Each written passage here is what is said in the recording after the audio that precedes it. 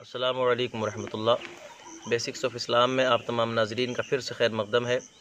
میں آپ کی دعاؤں کے ساتھ حاضر ہوں، اور آج کا جو عنوان ہے وہ جھوٹ ہے۔ یہ جو جھوٹ ہے اس کے تعلق سے آج بات کی جائے گی۔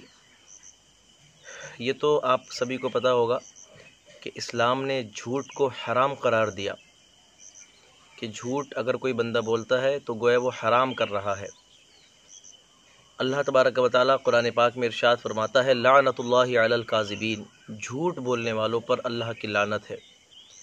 ایک حدیث شریف بھی سن لیں، اس کے بعد اور بات آگے بڑھاتے ہیں۔ میں کوٹ کر رہا ہوں، نبی کریم صلی اللہ تعالیٰ علیہ وسلم سے حضرت انس بن مالک رضی اللہ تعالیٰ عنہ روایت کرتے ہیں، صحیح بخاری شریف کی حدیث ہے، کہ حضور صلی اللہ علیہ وسلم نے ارشاد فرمایا کہ سب سے بڑے گناہوں میں سے سب سے پہلا گناہ اللہ پاک کے ذات میں کسی کو شریک ٹھہرانا، دوسرا گناہ کسی کی ناحق جان لینا، تیسرا گناہ والدین کی نافرمانی کرنا، ان کے حقوق کی پامالی کرنا، ان کے ساتھ بے ادبی سے پیش آنا، اور چوتھا بڑا گناہ جھوٹ بولنا۔ حضور نے ارشاد فرمایا، یہ 3 مرتبہ تقریباً ارشاد فرمایا کہ جھوٹ بولنا سب سے بڑا گناہ، جھوٹ بولنا سب سے بڑا گناہ۔ یہ جو اس کو میں نے عنوان بنایا ہے اس کی وجہ یہ ہے کہ آج نوجوانوں کے اندر اور یوتھ جنریشن میں ایک بہت تیزی کے ساتھ یہ بات دیکھنے کو ملتی ہے کہ آج جو جھوٹ ہے وہ فیشن کے طور پر بولا جانے لگا ہے۔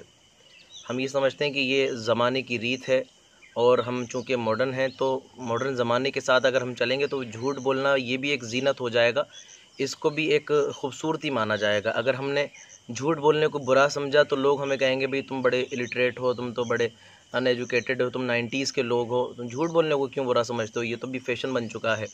اور سب سے زیادہ برائی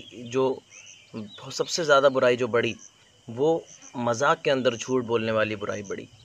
مذاق میں جھوٹ بولا گیا، کوئی بھی جوان، کوئی بھی دوست کسی دوست سے، بچہ والدین سے، یا آپس میں ایک گروپ میں فنی جوکس چل رہے ہوتے ہیں، مذاق چل رہا ہوتا ہے، تو ان مذاقوں میں جھوٹ بہت زبردست طریقے سے چل رہا ہوتا ہے۔ بندہ کہتا ہے میں تو مذاق کر رہا ہوں۔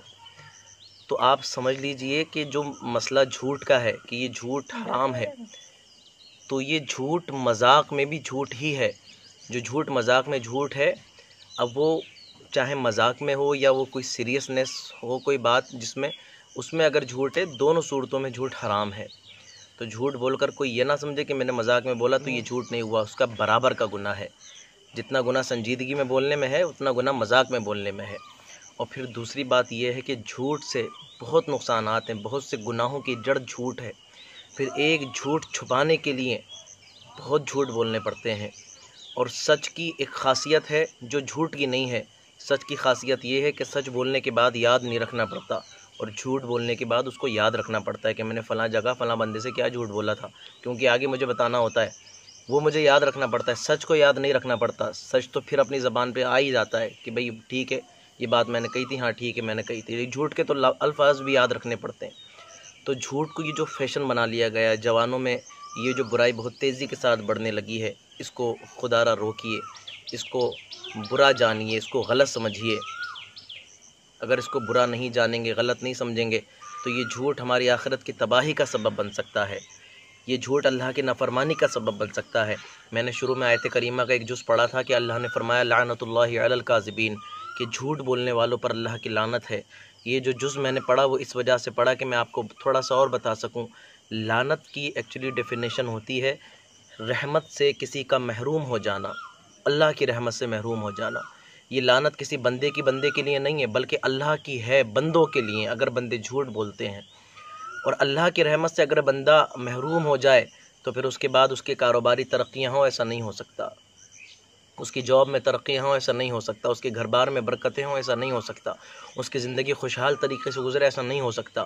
اس کی زندگی میں آسودگیاں ہوں، ایسا نہیں ہو سکتا۔ اس کی زندگی سکون اور چین اور قرار کے ساتھ گزرنے لگے، ایسا نہیں ہو سکتا، کیونکہ وہ اللہ کی رحمت سے محروم ہو چکا ہے۔ کس وجہ سے؟ کہ وہ جھوٹ بولتا ہے، اور جھوٹ بولنے والے پر لعنت ہے۔ لعنت کی ڈیفینیشن یہ ہے کہ رحمت سے محروم ہو جانا۔ تو ہمیں اللہ کی لعنت سے اپنے آپ کو بچانا ہے۔ یہ ڈیپینڈ ہے ہمارے اوپر کہ ہم چاہیں تو سچ بولیں اور اللہ کی لعنت سے اپنے آپ کو بچائیں۔ جب ہم لعنت سے بچیں گے تو پھر اللہ تبارک و تعالیٰ کی رحمت سے محروم نہیں ہوں گے، بلکہ ہمیں پناہ ملے گی اللہ کی رحمت کی، اور وہ پناہ ہمیں دونوں جہانوں میں کامیاب کر دے گی۔ اللہ پاک ہمیں جھوٹ سے بچنے کی توفیق عطا فرمائے، ہمیں سچا اور سچ بولنے کی توفیق و ہدایت نصیب فرمائے۔ وآخر دعوانا ان الحمدللہ رب العالمین۔ صلی علی محمد